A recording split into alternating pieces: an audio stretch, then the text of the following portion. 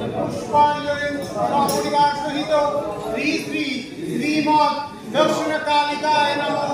সপরিবার সহিত শ্রী শ্রী শ্রীমৎ দক্ষিণ কালিকায় নমঃ।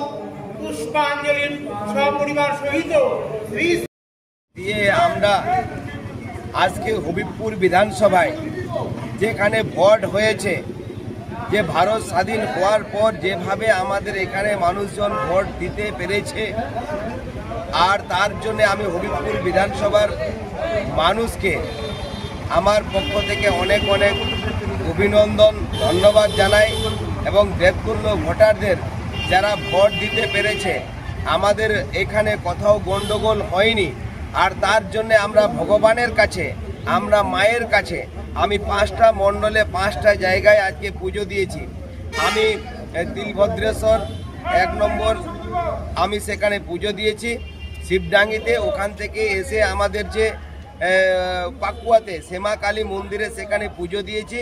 সেখান থেকে আমাদের কেন্দুপুকুরে ফুলহার কালী যে মন্দির মায়ের সেখানে যেখানে আছে সেখানে আমি পুজো পাঠ করেছি।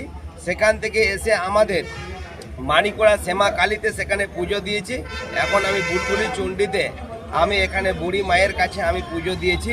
যারা আজকে দেবতুল্য ভোটাররা আজকে হবিবপুর বিধানসভার মানুষজন তারা ভোট দিতে পেরেছে, তার জন্যে যে মায়ের কাছে আমি কামনা করেছিলাম এবং তারা এই রকম ভোট দিতে পেরেছে, তার জন্য আমি ধন্যবাদ জানাই এবং ঈশ্বরের কাছে কামনা করছি, ঈশ্বরকে এবং ধন্যবাদ জানাচ্ছি।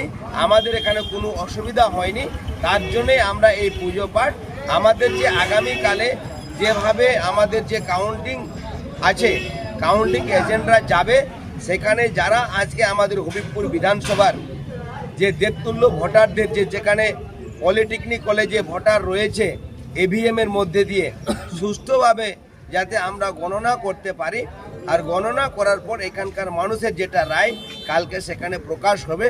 আর তার জন্যে আমরা সমস্ত মানুষকে, আমরা এখানকার মানুষকে আমরা ধন্যবাদ দিতে চাই, ধন্যবাদ দিচ্ছি। আর তার জন্যে মায়েকে আমরা ধন্যবাদ জানাই। আমাদের এখানে কোনো অসুবিধা